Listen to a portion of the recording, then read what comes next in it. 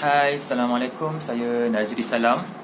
So hari ini saya nak kongsikan sedikit cara untuk kita menjana pendapatan, menjana duit dengan menggunakan skill melukis yang kita ada.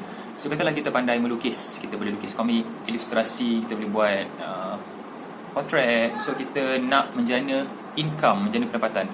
So apa caranya? Apa cara paling mudah dan paling cepat untuk kita jana income? Ini salah satu soalan yang selalu saya dapat daripada pembaca ataupun orang-orang yang follow saya punya Facebook, media sosial, Instagram dan sebagainya. So hari ni saya nak kongsikanlah secara ringkas bagaimana cara untuk kita generate income atau menjana pendapatan dengan skill melukis. Okey. First sekali, biasanya kalau seseorang itu pengkarya baru, especially bila dia orang terfikir nak jana income, biasanya dia orang terus pergi ke nak terbitkan buku dengan syarikat penerbit. So ni satu. Dan biasanya benda ni bila seorang pengkarya baru tu dia orang terlampau kejar untuk publish buku dengan syarikat penerbit, biasanya akan berakhir dengan kekecewaan sebab benda ni tak semudah yang disangka. Memang tak mudah untuk publish komik dengan syarikat penerbit pada waktu sekarang ini, dan especially waktu COVID ni lah, sebab publishing pun ada problem. Tapi even sebelum COVID pun bagi saya memang susah untuk kita publish karya dengan syarikat penerbit. Dia orang sangat-sangat selektif sekarang ni. Dan so macam of course lah, memang jadi impian setiap pelukis untuk hasilkan buku komik yang macam ni kan, perfect binding, diterbitkan oleh syarikat penerbit yang besar seperti PDS, Gempa ataupun Galeri Ilmu Comic Purist seperti Mr. Medik ni, di bawah imprint Comic Purist, di bawah syarikat Galeri Ilmu. Jadi memang ini satu impian lah bagi kebanyakan pengkarya muda atau pelukis komik muda. Diorang nak publish komik and then diorang nak dapat income ataupun dapat royalty daripada buku macam ni. Dan biasanya kalau syarikat penerbit terbitkan karya kita, mereka akan edarkan buku kita ke satu Malaysia, ke kedai buku, mereka akan jual di pesta buku, di event-event dan sebagainya. So ini something yang secara on the surface menarik lah dan seksi lah kan, tapi hakikatnya dia sangat-sangat susah nak penetrate that chance. Susah nak kita dapat peluang itu. Ada banyak faktor, tapi benda ni sangat-sangat kompetitif. Dia sama macam kalau kita pelukis baru, tapi kita nak hantar resume ataupun hantar CV kepada syarikat-syarikat animasi ataupun syarikat komik. Itu pun satu benda yang sangat-sangat kompetitif. Bila kompetitif ni maksudnya kita apply tak mesti dapat, atau mungkin peluang untuk dapat diterima masuk bekerja di syarikat itu dan dapat gaji, ataupun peluang untuk karya kita diterbitkan oleh syarikat penerbit buku nipis lah kiranya, peluang itu nipis. Jadi, dan itu bukan cara yang baik untuk kita mula menjana income. Sebab satu lagi, katalah kalau karya kita diterima oleh syarikat penerbit, dan syarikat penerbit pun bersetuju untuk terbitkan karya kita, dan mereka mula jual karya kita, kita tak akan dapat bayaran terus. Sebab bayaran bagi buku-buku yang macam ni kan, buku komik yang mana hak cipta kita pegang, mereka penerbit hanya pegang hak penerbitan. Biasanya mereka akan bayar kita dengan sistem bayaran royalty, iaitu bayaran setahun sekali berdasarkan kepada jumlah buku yang terjual. So makin banyak buku terjual, makin tinggi angka royalty yang kita dapat. Tapi mereka akan bayar kita setahun sekali. Mungkin biasanya start daripada bulan 6. Bukannya bulan 6 tu kita dapat terus selepuk, katalah RM5,000 ke RM3,000 ke berdasarkan pada jualan buku kan. Tak, kita akan dapat bayaran mulai bulan Jun. So mungkin kita akan dapat bulan 8, bulan 10, bulan 12. So benda tu tak tetap. Dia bukannya macam kita publish komik dengan syarikat penerbit kita dapat gaji bulanan. Tak ada macam tu. Tapi kalau kita diterima bekerja di syarikat animasi atau syarikat komik, atau mana syarikat yang ada ambil pelukis komik ni kan untuk bekerja di office, kena stay kat studio, atau mungkin work from home dan dapat gaji, yang itu ada gaji bulanan lah. Macam even syarikat saya bersama Afiq, iaitu Bonibon Studio, yang mana kami berpartner dengan investor dan juga Kotak Putih Studio. Kami ada ambil pelukis komik in-house, iaitu kami gajikan lah, dan mereka kena hasilkan karya berdasarkan yang kami minta. Yang itu memang ada bayaran gaji. Ada yang bekerja di studio, ada yang bekerja di rumah. Yang itu memang kami bayar gaji bulanan. Tapi sebarang hak cipta sebarang karya yang mereka hasilkan dalam waktu bekerja tu, hak cipta milik syarikat lah. Dan biasanya memang macam tu. Bila kita bekerja sebagai pengkarya di mana-mana syarikat dan kita dibayar gaji, automatik sebarang kerja yang kita lakukan dalam waktu bekerja tu, dalam waktu office tu, hak cipta jadi milik syarikat. Tapi dapat gaji bulanan. Dan tu satu cara yang baik untuk hidup. Tapi masalahnya adalah tak banyak syarikat di Malaysia ni yang ambil pelukis komik. Even syarikat yang Contoh macam syarikat-syarikat yang ada position pelukis komik pun tak banyak kat Malaysia ni, sangat-sangat sikit. Saya rasa mungkin dalam 10-20 buah syarikat, mungkin ada lagi banyak, saya tak tahu, tapi tak banyak mana pun. Berbanding dengan jumlah pelukis yang ada kat Malaysia ni, ramai gila pelukis yang berbakat kat Malaysia ni, sangat ramai. Kalau buka Instagram atau buka Facebook, lambat-lambat pelukis yang mampu melukis dengan baik. Tapi so position ataupun jawatan sebagai pelukis komik kat Malaysia ni yang dapat gaji bulanan sangat-sangat terhad. So kena compete. Bila kita compete, maksudnya kita kena pertaruhkan kita punya skill melukis tu. Maksudnya mungkin kita punya skill kena unik, kena power kan, kena padu. So benda ni tak semua orang dapat buat lah. Ataupun kalau kita nak publish karya kan dengan syarikat penerbit pun, kita kena ada certain tahap of skill melukis tu. Kita tak boleh, sebab syarikat penerbit ni dia selektif. Mereka akan pilih, pastikan betul-betul mereka pilih karya yang boleh dijual, perkara yang boleh ke depan untuk buat marketing, untuk jumpa pembaca dan sebagainya. Tak semudah macam dulu. Dulu mungkin lagi mudah untuk jadi pengkarya, untuk kita publish buku dengan syarikat penerbit, tapi sekarang tak semudah itu. Oleh publisher selektif. So dua kaedah ini saya tak begitu sarankan. So saya sarankan kalau nak generate income dengan melukis ni, kita start. Sebab contoh, kalau anda ada skill melukis, anda boleh melukis dengan baik, actually hari ni juga anda boleh generate income terus. Tak payah nak publish buku, nak siapkan komik satu hal, lepas tu nak tunggu publish. Sebab nak siapkan komik 100 halaman ni dah ambil masa berapa bulan kan, 6-7 bulan, setahun dah dia ambil masa 2 tahun untuk siapkan satu buku. Dia depends lah kepada pelukis, kepada tahap kualiti komik. Lepas tu nak tunggu publisher pula kan. Kalau semua okey, kalau publisher suka karya kita, okey, dia akan terus terbitkan. Tapi itu pun ambil masa lebih kurang sebulan 2 untuk dari proses editorial sampailah kepada pencetakan dan nak diedarkan pula ke kedai buku. Setahun lepas tu baru mungkin dapat royalty. Itu kalau buku terjual lah. Okey. So macam that's why bila kita nak fikir tentang nak cari duit dengan skill melukis, elakkan daripada masuk ke jalan-jalan yang macam ni. Sebab biasanya kita akan kecewa pada akhirnya. Dia lambat.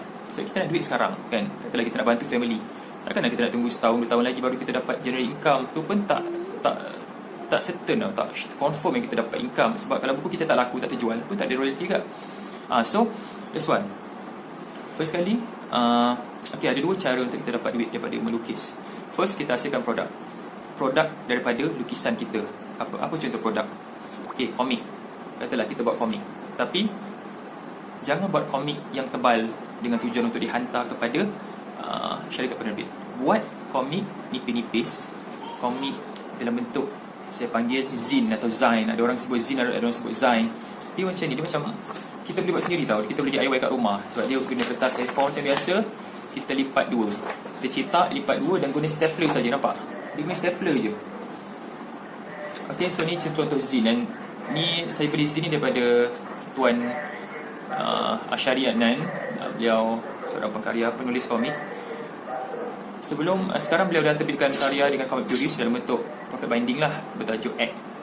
Tapi sebelum tu beliau terbitkan dahulu zine. Ini satu cara untuk kita test market juga actually. Selain tu, bila kita terbitkan zine, katalah zine ni bila kita terbitkan, dia modal rendah. Sebab kos untuk cetak satu zine ni, kalau kita hantar ke kedai mungkin dalam RM2-3, dan kita boleh jual harga RM10. Dan bila kita jual tu, sebab kita yang cetak, kita keluarkan modal sikit dan kita jual. Katalah untung satu ni dapat dalam RM5-6. So katalah kita cetak 30-40 naskah dan dapat RM240, untung bersih. So nampak tak? So at least ada peluang buat duit dekat situ. Dan cara nak jual tu, itu semua depends kepada cara how kita nak marketkan kita punya produk lah. Tapi menghasilkan produk yang cepat dijual macam ni adalah satu kaedah yang baik untuk kita jana income dengan skill melukis kita. Jangan lukis komik tebal-tebal. Lukis komik dan selang-selikan dengan ilustrasi, cetak dalam bentuk zine. Sambil kita siapkan zine ni, jangan kita buat rahsia-rahsia, kalau kita nak buat surprise. Jangan, kita start marketing semasa kita sedang lukis, siapkan karya zine ni. Buat marketing, interact. Dia marketing bukannya kita guna Facebook ads ke apa, tak. Kita just share behind the scene penghasilan komik. Kita kongsikan sinopsis komik ni tentang apa yang buatkan. Dan kita interact dengan kita punya audience. Audience tu adalah orang-orang yang follow kita dekat media sosial, IG, Facebook, semua orang ada benda ni lah kan, channel YouTube. So kita ada audience. Zaman sekarang ni semua orang ada audience. So kita marketing adalah tindakan untuk mengubah audience menjadi kita punya pembeli ataupun klien. Itu adalah marketing, iaitu kita mengubah daripada audience kita tu, follower media sosial kita, menjadi orang yang berikan kita duit, klien ataupun customer, pembeli. Okey. Jadi bila kita rajin interact dengan audience, kita rajin share kita punya lukisan dekat media sosial, lama-lama diorang akan percaya pada kita dan diorang akan tertarik untuk dapatkan produk kita bila kita dah start jual. So that's why itu penting untuk kita. Actually penting lah, kalau kita nak generate income ni, cara paling mudah memang kita gunakan media sosial lah.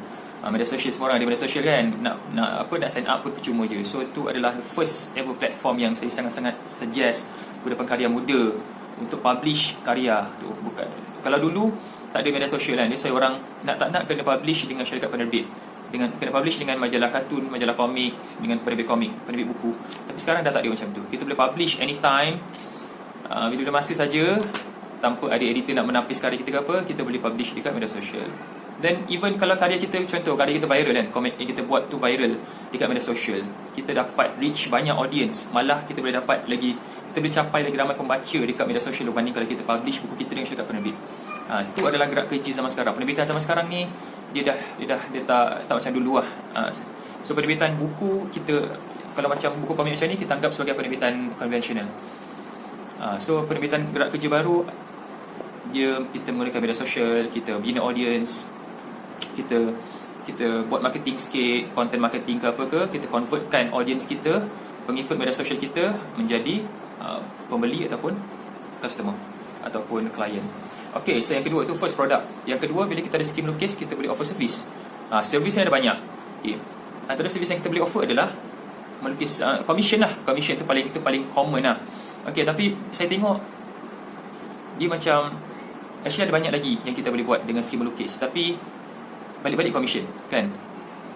So actually commission tu hanyalah satu daripada cara untuk kita jana income. Ada banyak lagi cara lain. So commission tu hanya satu. Dan kalau boleh, kalau kita nak jana income dengan lebih banyak, pelbagaikan servis yang kita ada. Jangan terlampau tertakluk pada satu bentuk commission. Yang saya tengok ramai sangat pengkarya muda kat luar sana yang dia punya bentuk commission ni sama je. Lukis kepala, lukis badan, lukis, dan dia punya pricing structure dia semua macam sama, macam tak ada keunikan lah. And then dah lah tu kan, diorang keep on offer that service kepada circle of friend diorang saja. So benda tu tak salah pun, cuma dia terlampau narrow. Sebab kita nak generate income dengan kita punya skill melukis, tapi kita punya circle of friend, biasalah pelukis-pelukis ni diorang suka bergaul dengan pelukis juga kan. So circle of friend pelukis biasanya adalah pelukis juga. Dan kita offer servis melukis kepada orang yang pandai melukis. So benda tu tak begitu match lah, unless kalau pelukis tu, yelah kalau macam kawan-kawan kita saja nak support kan, dia pandai melukis juga, dia pun boleh lukis apa yang dia pun boleh melukis, tapi dia minta kita lukiskan sebab dia nak support kita punya commission, which is bagi saya tu agak, hasilnya mungkin sederhana bagi yang saya nampak lah.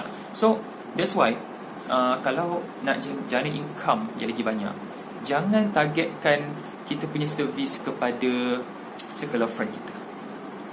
Jangan targetkan kepada budak-budak sekolah kan. Macam ada juga perkara yang offer servis kepada budak sekolah, macam dia main kat IG, and then dia offer servis lukis portrait lah, lukis kartun, and then dia charge harga RM2, RM3.